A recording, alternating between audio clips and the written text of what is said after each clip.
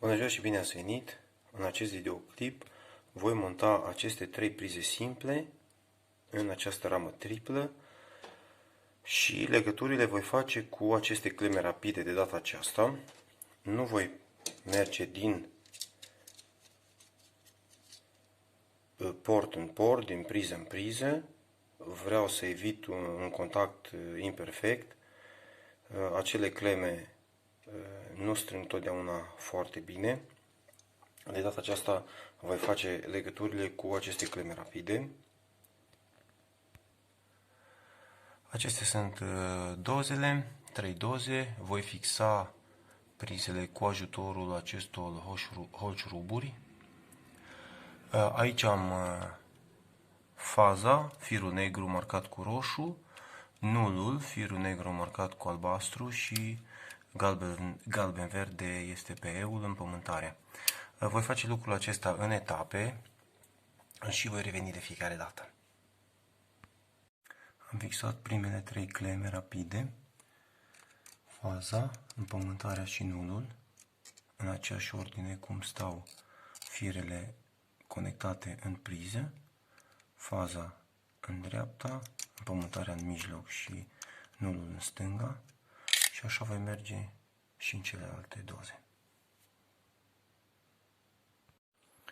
Am introdus conductorul și pentru cealaltă doză, deci faza intră în prima clemă, iese și merge în a doua, de asemenea împământarea intră, iese și merge în a doua și nulul intră, iese și merge în a doua clemă.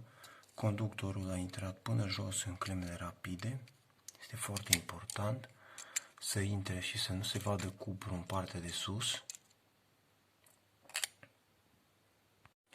Am făcut legăturile, am conectat toate firele în clemele rapide.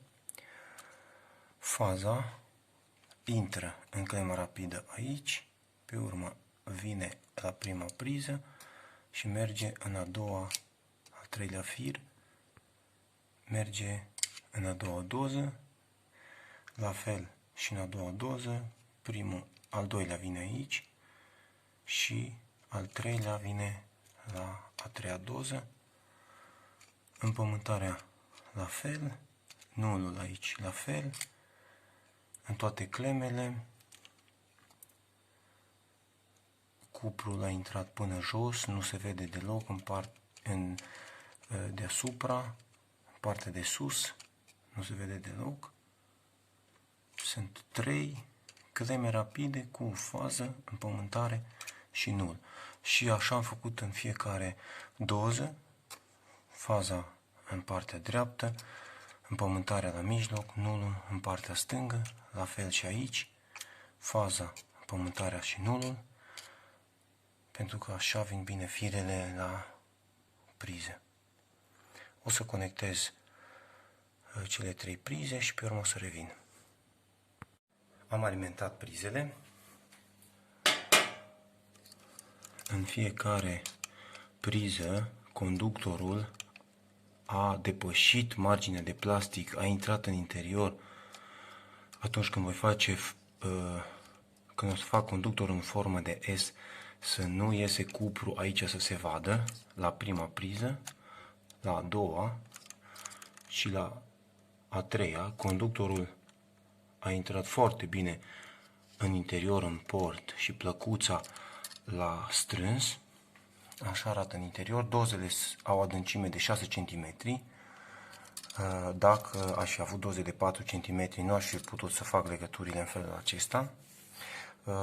O să vă arăt imediat și o clemă rapidă cum arată în interior. Am desfăcut o clemă și o să vă prezint. Voi face firele în formă de S, voi introduce prizele în doze și le voi fixa cu ajutorul holșuruburilor. Nu voi strânge ghearele metalice deloc ca să nu străpungă izolația conductorului. Am fixat prizele cu ajutorul holșuruburilor. Am pus bolbocul pe prima priză și pe urmă am aliniat prizele la aceste margini Mi-a fost foarte ușor. Ghearele prizelor nu le voi strânge, le voi apropia doar ca să pot pune capacele. Nu vreau ca aceste gheare să străpungă izolația conductorului. Aici am o clemă rapidă. Am zis că o să vă arăt. Asta este o clemă rapidă cu 3 posturi pentru conductor masiv. I-am luat capacul. În interior porturile sunt separate de un plastic. Numai un pic că nu face focus. Fiecare port este separat de un plastic. Aceasta este partea metalică. Așa stă în clemă partea metalică și o să vă arăt cum intră și conductorul. Așa intră conductorul în partea metalică. Aici are o plăcuță mică de cupru în interior, unde este presat conductorul de cupru și așa intră din partea asta, cum stă în clemă. Este foarte strânsă acea clemă.